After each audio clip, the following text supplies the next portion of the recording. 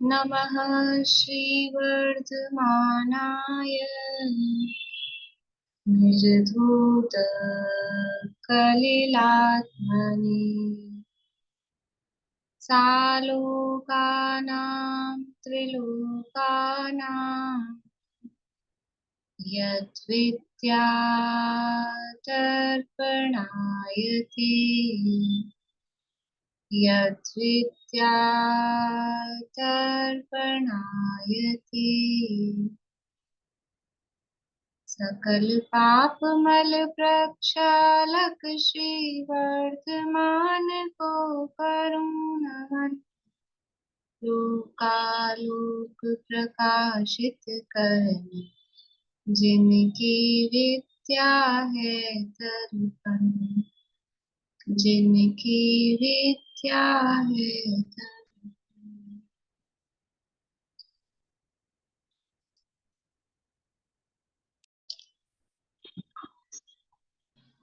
रत्नाकरण शावकाचार नामक ग्रंथ चल रहा है और इसके अंतर्गत तीसरे अधिकार के उपरांत परिशिष्ट में 47 शक्तियों के नाम दिए गए हैं। इन शक्तियों के स्वरूप की चर्चा यहाँ हम संक्षेप में कर रहे हैं और अभी तक अपनी 21-22 तक की चर्चा कल थोड़ी सी की थी अपन ने अकर्तृत्व और अभोक्तृत्व की। यहाँ ये शक्तियां आत्मा की बताई जा रही हैं कि मेरा जो जीवन है वो अपनी शक्ति से है और मैं अन्य रूप नहीं होता हूँ, चैतन्य रूप रहता हूँ। वो भी मेरे में शक्ति है। पर पदार्थ का मैं कुछ कर सकूं या पर पदार्थ कोई मुझ में कुछ कर सके, ऐसी शक्ति मुझ में बिल्कुल भी नहीं है। और मैं स्पर्श रस गंध वर्ण आदि रूप नहीं होता हूँ। ऐसी अमूर्तत्व नाम की शक्ति बताई कि मैं स्पर्श आदि रूप नहीं होता हूँ, स्पर्श आदि को नहीं करता हूँ, अमूर्त स्वरूप हूँ, ये मुझ में शक्ति है। तो जब ये कहा कि अमूर्तिक हूँ तो शरीर को नहीं करता हूँ, स्पर्श रस गंध वर्ण को नहीं करता हूँ, तो फिर लगता है राग तो करता हूँ ना, राग का कर्ता और भोक्ता तो हूँ ना, राग को करने वाला और उसके शुभाशुभ फल को भोगने वाला तो मैं हूँ। तो फिर आगे कहा कि मैं राग का कर्ता नहीं हूँ, ऐसी शक्ति मुझ में है। राग कह के समस्त विकारी भाव समझ लेना, मोह राग द्वेष तीनों उसमें गर्भित है। राग को करूं ऐसी शक्ति मुझ में नहीं है, राग नहीं करूं ऐसी शक्ति है। राग होता है वो कमजोरी है, कमजोरी को शक्तियों की चर्चा में बताया नहीं जाता है। वो पर के निमित्त से होता है, वो विभाव परिणमन है, वो कमजोरी है। लेकिन राग को करने की शक्ति, ताकत आत्मा में नहीं है, कमजोरी से होता है, ताकत उसकी नहीं है। तो आत्मा राग का अकर्ता है, ये अकर्तृत्व शक्ति में बताया। और फिर उस राग के जो फल है, जो यहाँ कहा था, सकल कर्मकृत ज्ञातृत्व मात्र अतिरिक्त परिणाम अनुभव उपरम आत्मिका, कि जो कर्मों के द्वारा जो फल मिल रहा है और वो कैसा है, ज्ञातृत्व मात्र से अतिरिक्त, अपने ज्ञान स्वभाव के अलावा जो भी है, ज्ञान स्वभाव के अलावा जो भी है उसका मैं करता नहीं हूँ। ज्ञान स्वभाव के अलावा जो भी है उसका मैं भोगता भी नहीं हूँ। जिसका करता नहीं हूँ उसका भोगता भी नहीं हूँ, जिसका करता होता हूँ उसी का भोगता होता हूँ। तो ये मोह राग द्वेष के परिणाम का कर्ता बनूं ऐसी शक्ति मुझ में नहीं है, और उनके फल को मैं भोगूं ऐसी शक्ति भी मुझ में नहीं है। तो फिर क्या भोगता हूँ? राग के फल को नहीं भोगता हूँ, तो फिर क्या भोगता हूँ? कि अपने ज्ञान का ही वेदन करता हूँ, ज्ञान के अलावा और कुछ नहीं करता हूँ। ज्ञान का ही करता हूँ और ज्ञान का ही भोगता हूँ, ज्ञान को ही अनुभवता हूँ। या अनुभव शब्द दिया है, अपन भोक्ता बोल रहे हैं, अनुभव। भोक्ता मतलब वही, उसको फील करना। भोक्ता कहो अनुभव कहो, मैं ज्ञान का ही अनुभव करता हूँ, ज्ञान को ही फील करता हूँ, ज्ञान का ही भोगता हूँ, ऐसी यहाँ मुझ में शक्ति है। तो राग विकार मैं नहीं करता और राग विकार के फल का भी मैं भोगता नहीं हूँ। तो फिर मैं क्या, राग के कारण, राग का करता नहीं हूँ, राग का भोगता नहीं हूँ, लेकिन राग के कारण मेरे परिणाम चंचल तो होते हैं। राग के कारण मुझ में चंचलता तो आती, राग तो होता है और राग होता है, लेकिन उसके कारण मैं विचलित तो होता हूँ ना। राग करने की मुझ में शक्ति नहीं है, राग के फल को मैं भोगता नहीं हूँ, लेकिन राग जो हो रहा है वर्तमान में कमजोरी से, उसके कारण मैं विचलित तो हो जाता हूँ, कुछ मेरे में चंचलता तो आ जाती है। तो आगे शक्ति कह रहे हैं, निष्क्रियत्व नाम की शक्ति है, 23 नंबर की शक्ति है निष्क्रियत्व शक्ति। बोलो। भाभी ये मतलब राग वाला जो कर्त्र जो नय था उसमें मतलब धर्म तो है, तो धर्म और शक्ति में ये डिफरेंस है कि धर्म में विभाव रूप परिणमन हो सकता है, शक्ति में नहीं हो सकता, ऐसा। हाँ हाँ, क्योंकि अगर धर्म का मतलब है योग्यता, अगर वो योग्यता ही नहीं होगी, एबिलिटी नहीं होगी, तो वो काम कैसे होगा। तो वो योग्यता तो है, जैसे परमाणु होता है ना, परमाणु में स्कंद रूप होने की योग्यता है, तो वो स्कंद रूप परिणमित होता है, वो उसमें योग्यता है। लेकिन कालाणु में स्कंद मतलब ऐसा जुड़ने की योग्यता ही नहीं है। तो ऐसे ही आत्मा में राग रूप परिणमित होने की योग्यता है, लेकिन उसको अगर शक्ति कहेंगे तो शक्ति तो फिर सिद्ध दशा में भी, मतलब शक्ति की व्यक्ति तो पूर्ण निर्मल दशा में भी होनी चाहिए ना।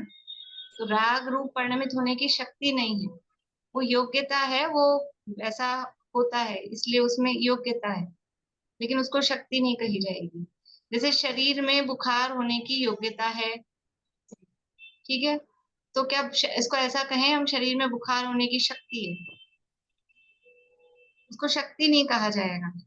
शक्ति है वो निर्मलता, मतलब जो उसी रूप परिणमन है उसका, हम्म।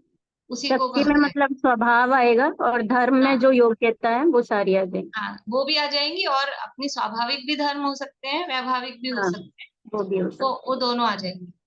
लेकिन और जो शक्ति तो जो स्वभाव रूप है, निर्मल रूप है, उसी को शक्ति कहा जाए।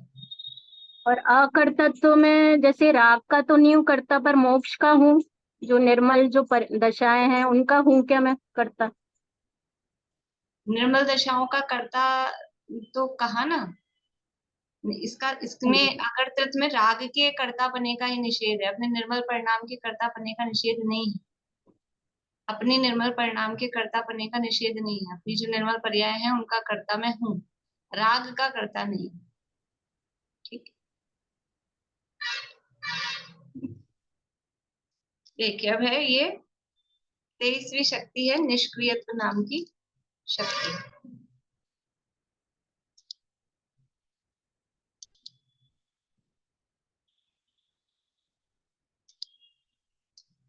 सकल कर्मों परम प्रवृत्त आत्म प्रदेश नैष्पन्य रूपा निष्क्रियत्व शक्ति। सकल कर्मों से उपरम, उनसे अतिरिक्त, उनसे रहित, जो प्रवृत्ति, प्रवृत्त्यात्म प्रदेश, जो आत्मा के प्रदेशों की प्रदेश हैं, उनकी जो प्रवृत्ति की नैष्पंद्य, निष्पंदता रूप जो स्थिति है, उसका नाम है निष्क्रियत्व शक्ति।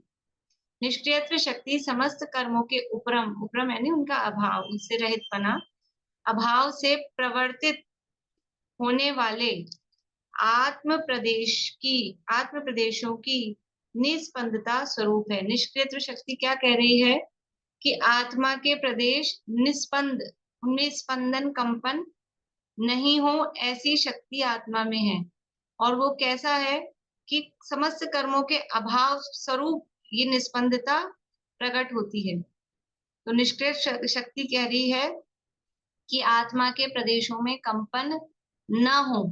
आत्मा के प्रदेश यानी आत्मा अकंप स्वभावी है, निष्कंप स्वभावी है, आत्मा के प्रदेशों में, आत्मा में कंपन नहीं होता। देखो यहाँ जो निष्क्रिय शब्द दिया है ना, तो क्रिया शब्द आ रहा है। क्रिया शब्द का अर्थ यहाँ क्षेत्र से क्षेत्रांतर रूप गति, या फिर जो द्रव्यत्व गुण के कारण जो परिणमन हो रहा है, काल द्रव्य जिसमें निमित्त होता है, वो दोनों अर्थ नहीं है यहाँ क्रिया के। ना तो क्षेत्र से क्षेत्रांतर रूप है, ना समझ लीजिए कि एक पर्याय से दूसरी पर्याय रूप होना, उसका नाम क्रिया। दोनों अर्थ यहाँ नहीं है। समझ में आ रहा है। तो यहाँ क्रिया का मतलब क्या है कि आत्मा के प्रदेशों में ही जो परिस्पंदन होता है, ये तो सुना है ना हमने, योग किसे कहते हैं, योग गुण की चर्चा में। तो आत्मा के प्रदेशों में परिस्पंदन होता है, आत्मा के प्रदेश निरंतर कंपित होते रहते हैं। कब होते हैं?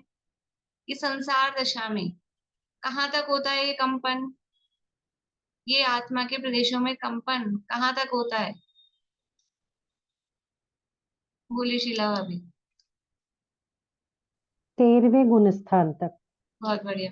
13वें गुण स्थान तक। सहयोग केवली है ना? 13वें गुण स्थान तक आत्मा के प्रदेशों में कंपन होता है। तो ये कंपन का कारण क्या है? ये कंपन का कारण अपना स्वभाव नहीं है।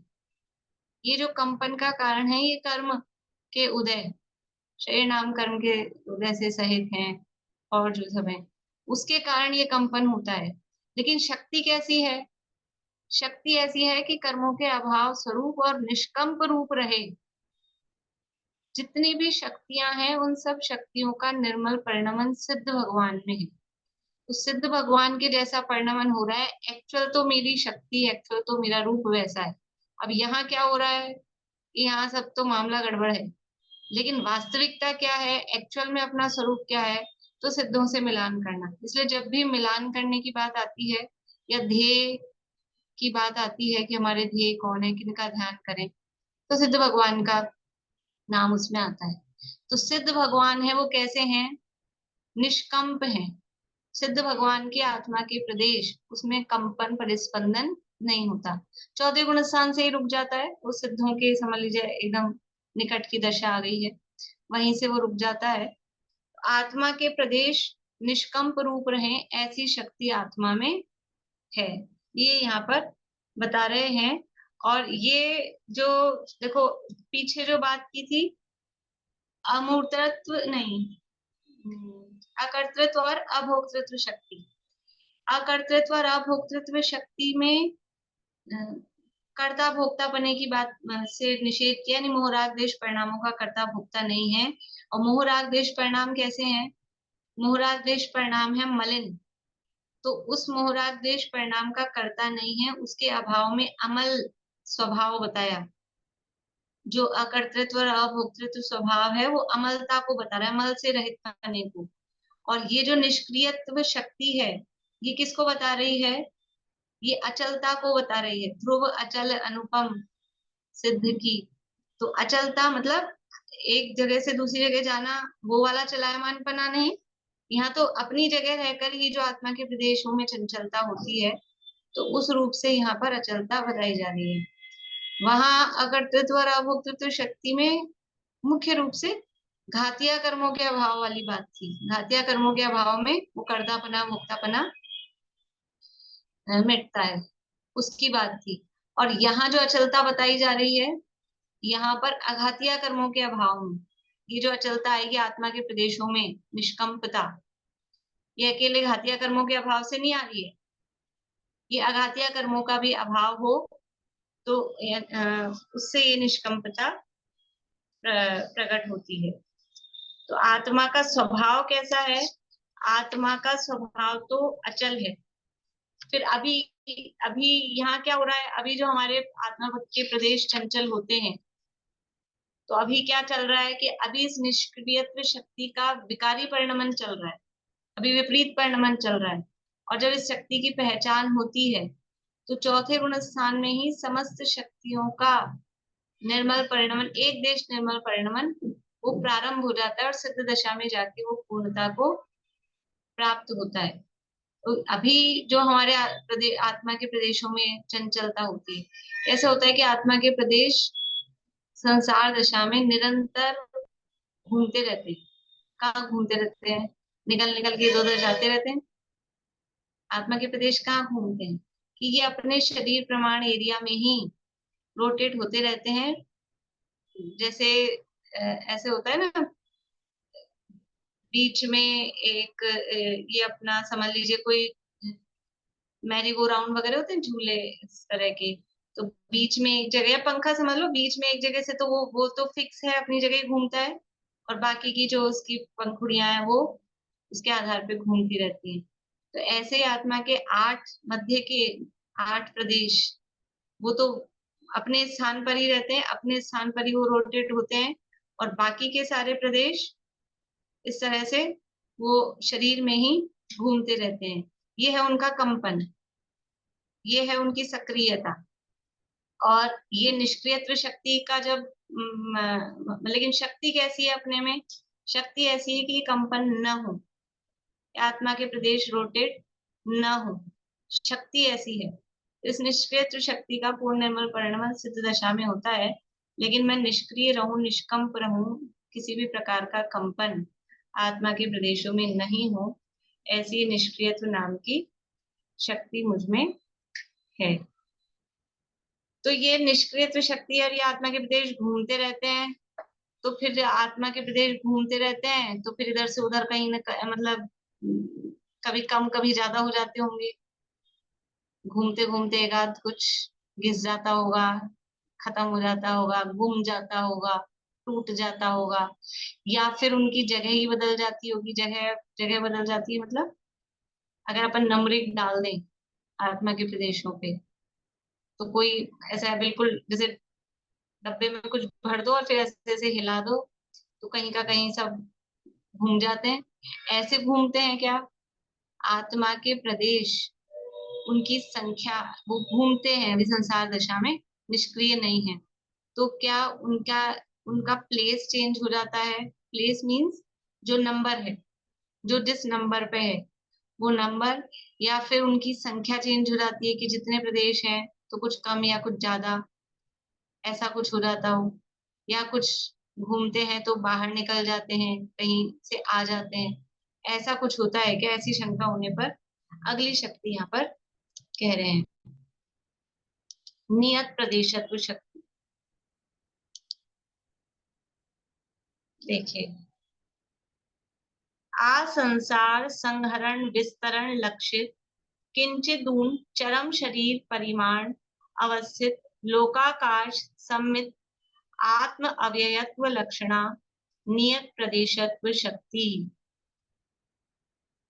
क्या कह रहे? आ संसार यानी अनादिकाल से, अनादि संसार अवस्था में संहरण विस्तरण, संग्रहण यानी संकोच, विस्तरण यानी विस्तार, संग्रहण विस्तरण लक्षित, इससे इस लक्षण वाले, ऐसे लक्षण वाले, लक्षित मतलब वो जिसका लक्षण है, और सिद्ध दशा में किंचित ऊन चरम शरीर परिमाण अवस्थित, सिद्ध दशा में चरम शरीर से कुछ कम ऐसी परिमाण इस आकार में अवस्थित जो स्थित है, और लोकाकाश सम्मित, लोकाकाश के जो प्रदेशों की संख्या है उसके समान, लोकाकाश सम्मित यानी लोकाकाश के समान आत्म अव्ययत्व, आत्मा के जो अवयव हैं, आत्मा के जो प्रदेश है उनको का आत्मा के अवयव, ऐसे आत्मा के अवयवपना जो लक्षण है वो नियत प्रदेशत्व शक्ति है। देखिए नीचे से पढ़ते हैं।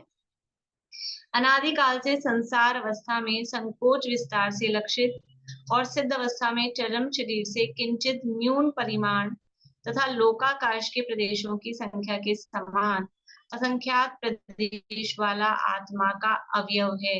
आत्मा का अवयव है यानी आत्मा का वो आकार है, आत्मा के वो प्रदेश है। आत्मा का अवयव है लक्षण जिसका, वह नियत प्रदेशत्व शक्ति है। मतलब क्या है कि आत्मा के जो प्रदेश हैं कितने हैं? आत्मा के प्रदेश कितने हैं? असंख्यात। कितने असंख्यात? लोक प्रमाण असंख्यात। तो निश्चय से तो वास्तव में तो लोक प्रमाण असंख्यात है, लेकिन वो संसार दशा में कैसे रह रहे हैं कि संकोच विस्तार से जो शरीर मिलता है, अणु गुरु देह परमाणु वो संघार सपदो चेदा, जैसा छोटा या बड़ा शरीर मिला तो वो असंख्यात प्रदेश उसमें संकोच और विस्तार से रहते हैं। ये संसार अवस्था की स्थिति है। और सिद्ध दशा में कैसे रहते हैं? सिद्ध दशा में जो अंतिम शरीर था, अंतिम शरीर से कुछ कम आकार में वो रहते हैं, लेकिन हैं कितने? लोकाकाश प्रमाण असंख्यात।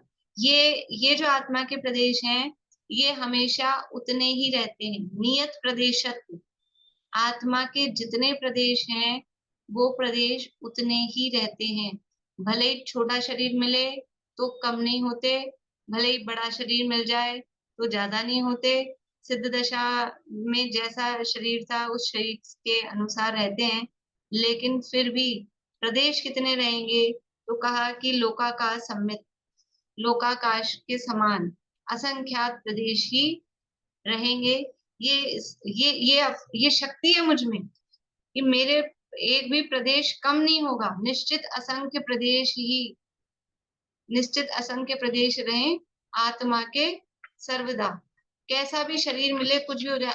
अब समझ लो, ये नियत प्रदेशत्व शक्ति जो है ना, ये मतलब इतनी गजब की शक्ति है कि थोड़ा शरीर बीमारी हो जाए, कुछ हो जाए, तो जरा दुबला पतला शरीर हो जाए, तो आदमी ये सोच सोच के, आने वाले मिलने वाले कहते हैं आप तो बहुत दुबले हो गए, बहुत कमजोर हो गए, तो वो खुद सोच सोच के मैं तो बहुत कमजोर हो गया, मैं तो बहुत कमजोर हो गया, ये सोच सोच के ही मतलब दुखी हो रहा है। तो क्या विचार करें कि मैं ये दुबला पतला जो भी होता है, मोटा पतला होना किसका काम है? ये शरीर का काम है। ये मेरे तो असंख्य प्रदेशों में कुछ कम हुआ क्या? शरीर दुबला हुआ तो मुझ में क्या हुआ? और शरीर मोटा हो गया कि अच्छी बढ़िया, अब तो सही रिकवरी हो गई, हेल्थ हो गई, तो मुझ में क्या हुआ?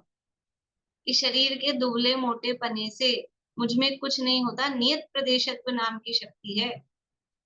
और बहुत वजन बढ़ता जा रहा है, बढ़ता जा रहा है, बढ़ता जा रहा है, तो वजन कितना भी बढ़ता जाए, आत्मा के प्रदेश तो कुछ बढ़ नहीं रही। देखो, एक शक्ति आई थी, घटता न बढ़ता आत्मा एक रूप रहता नित्य रे, एक तो अगुरु लघुत्व शक्ति, और एक आई थी संकोच बिन पर्याय में परिपूर्ण रीति विकास हो। कौन सी?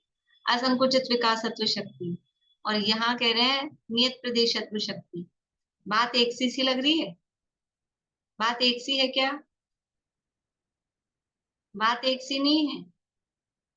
अगुरु लघुत्व शक्ति में वहां तो आत्मा का जो द्रव्य है, द्रव्य की अपेक्षा से ना घटता है ना बढ़ता है, उसमें कुछ कम ज्यादा नहीं होता, वो बताया। और जो क्या नाम, असंकुचित विकासत्व, असंकुचित विकासत्व शक्ति में गुणों की अपेक्षा से बताया कि गुणों में जो विकास हो रहा है वो बिना संकोच के विकास हो रहा है। और ये नियत प्रदेशत्व में क्षेत्र की अपेक्षा बात है। समझ में आ रही बात? नियत प्रदेशत्व में क्षेत्र की अपेक्षा, असंख्यात प्रदेश की बात कर रहे हैं ना, जो असंख्यात प्रदेश हैं वो असंख्यात ही रहते हैं, ये नियत प्रदेशत्व है। वहां असंकुचित विकासत्व में प्रदेशों की बात नहीं थी, वहां प्रदेश अपेक्षा से विकास करने की बात नहीं थी कि फैल जाता है दुनिया में, लोक में।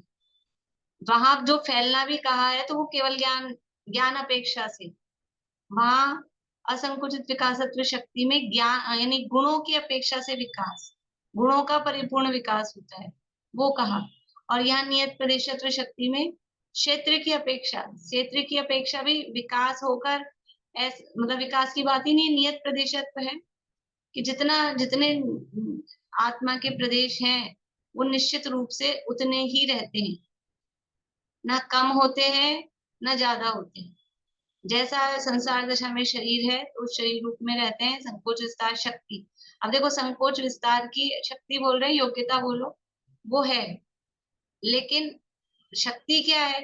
शक्ति है नियत प्रदेश रूप रहना, निश्चित प्रदेश, तो संख्या है वो बराबर उतनी रहती है। और जो उनका प्लेस का मतलब समझ रहे हैं आप? प्लेस का मतलब है जैसे अपने को लाइन से खड़ा कर दें, तो जिसके बाद जो है एक के पीछे एक अपन सब खड़े हो जाएं, तो जो जिसके बाद में है वो उसके बाद में ही रहेगा, जो जिसके आगे है वो उसके आगे ही रहेगा, जो जिसके पीछे है, यह प्लेस उनका। तो वो रोटेट होते हैं, लेकिन रोटेट होते हैं, शफल नहीं होते। शफल समझते हैं? शफल मतलब वो डिब्बी को हिला दिया, ऐसे ऐसे करके मिला दिया, तो वो सब कहीं के कहीं पहुंच गए। ऐसे नहीं होते कि कोई ये वाला प्रदेश अभी यहाँ आएगा, लेकिन ये अपने ऐसा नंबर से जैसे माला फिराओ ना, तो वो मोती घूम रहे हैं, लेकिन अपनी जगह मतलब अपनी जो उनकी प्लेस है वो प्लेस नहीं छोड़ते। ऐसे ही आत्मा के प्रदेश घूमते हैं संसार अवस्था में, लेकिन उनका जो नियत स्थान, जो जगह है, वो जगह चेंज नहीं होती, टूटता नहीं आत्मा। जगह कब चेंज हो? जगह जब तब चेंज हो जब वो प्रदेश, जैसे समझ लीजिए अपन ने एक डब्बी में वो जो हिलाने की बात कह रही हूँ ना, अपन ने 3-4 तरह की, सौंफ भी डाल दी, इलायची भी डाल दी, समझ लो खोपरा भी डाल दिया, वो बना लेते हैं ना कुछ, सुपारी इलायची सौंफ ये सब मिक्स करके, तो वो अलग अलग चीजें हैं ना, फिर उनको हिलाया अपन ने, तो वो अलग अलग हैं तो वो इधर उधर हो जाते हैं। और एक ही चीज है, ये आत्मा के प्रदेश अलग अलग नहीं है। आत्मा के प्रदेश असंख्यात प्रदेशी एक है आत्मा, असंख्यात नहीं है। वो असंख्यात आपस में कनेक्टेड हैं, अलग अलग टुकड़े टुकड़े असंख्यात नहीं है, ये अलग ऐसे सिंगल सिंगल नहीं है। वो असंख्यात प्रदेशी एक है, तो उनमें एक कनेक्टिविटी है।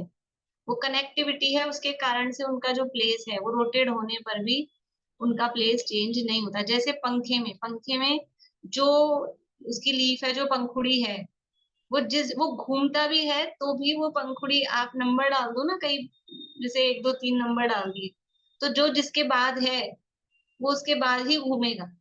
घूमने पर भी उनकी जगह नहीं चेंज होती है। बिल्कुल ऐसे आत्मा के प्रदेश भी घूमते हैं, लेकिन जो जिस जगह पर है वो उसी जगह पर उसी नंबर पर रहता है। तो इनकी शेप भी होती है? शेप प्रदेशों की शेप जो परमाणु की जैसी होती है ना, परमाणु की क्या शेप होती है, गोल या परमाणु षटकोणाकार होता है, तो वो प्रदेश भी उसी आकार के कहे जाते हैं, क्योंकि एक परमाणु आकाश का एक प्रदेश घेरता है। हाँ। तो वो जो भी प्रदेश है सबका आकार वैसे ही होना चाहिए। बाकी और अलग विशेष देखने में नहीं आया। और अलग अलग की किताबों में अलग अलग बताया, कहीं गोल बताया, कहीं 8 गुना बताया, कहीं 6 गुना बताया। आत्मा के प्रदेश, नहीं, अणु का आकार। अणु तो षटकोणाकार ही होता है, परमाणु तो 6 उसके पार्ट्स होते हैं। जैसे अपना डाइस होता है ना, डाइस गोल नहीं, डाइस के आकार का है। बोलिए दीदी। ये आपने कहा आत्मा के प्रदेश मूव करते हैं, तो ये हम कहते हैं जैसे आंखों के पीछे जो आत्मा के प्रदेश हैं, तो वो मूव करते हैं, तो वो जैसे वहां से मूव करके दूसरी जगह जाते हैं, तो वो जो उनका वर्क है वो फिर चेंज नहीं होता।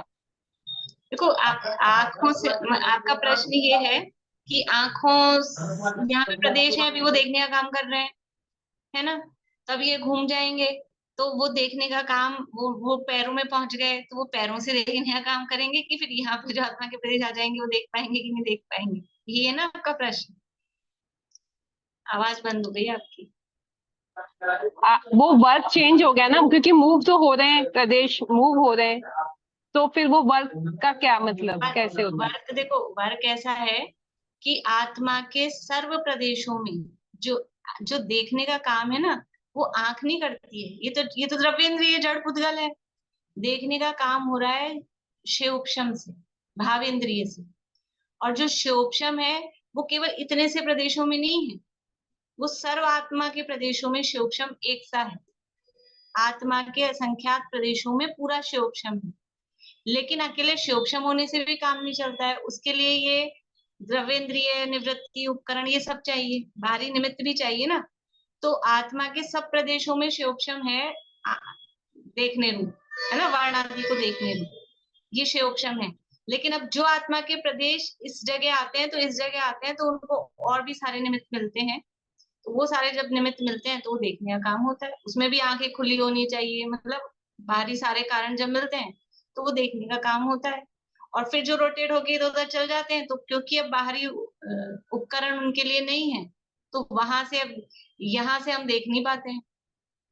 और स्पर्श इंद्रिय वो सर्वांग में है, तो सर्वांग से स्पर्श कर पाते हैं, वो उपकरण सर्वांग में है।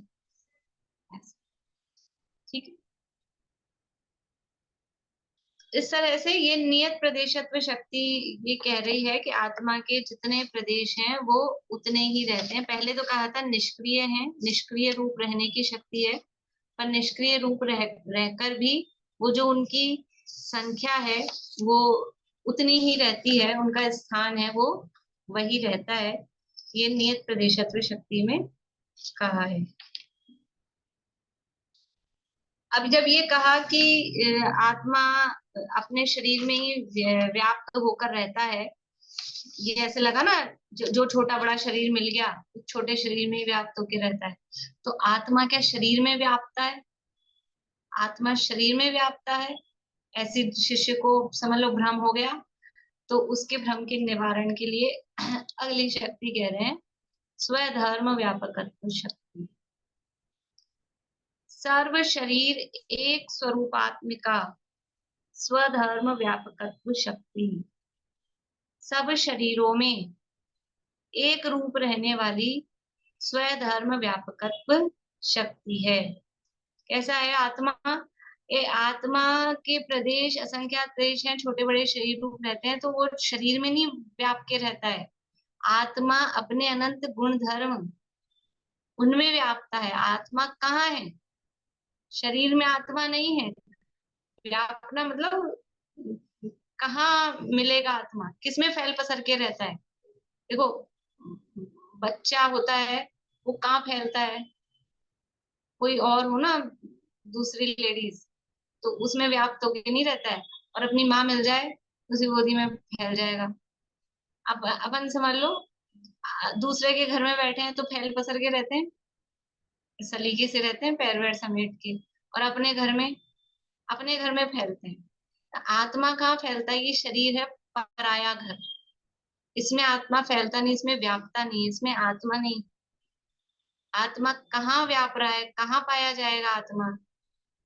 तो अभी पीछे की बातों से ऐसा लग रहा था शरीर में मिलेगा, शरीर में मिलेगा, ऐसा लग रहा था पिछली शक्तियों से। तो ऐसा भ्रम नहीं हो कि शरीर में आत्मा मिलेगा। आत्मा अपने धर्मों में मिलेगा, आत्मा ज्ञान में मिलेगा, दर्शन में मिलेगा, श्रद्धा में मिलेगा, चारित्र में मिलेगा। ये इसके जो धर्म है ना, इसमें व्याप के रहता है। स्वधर्म व्यापकत्व शक्ति। तो मुझ में ऐसी शक्ति है कि मैं अपने धर्मों में व्यापूं, मैं पर में व्यापूं, शरीर में फैल पसर के रहूं, घर में व्यापूं, इधर उधर दुनिया में जाऊं। ये मुझ में शक्ति नहीं है।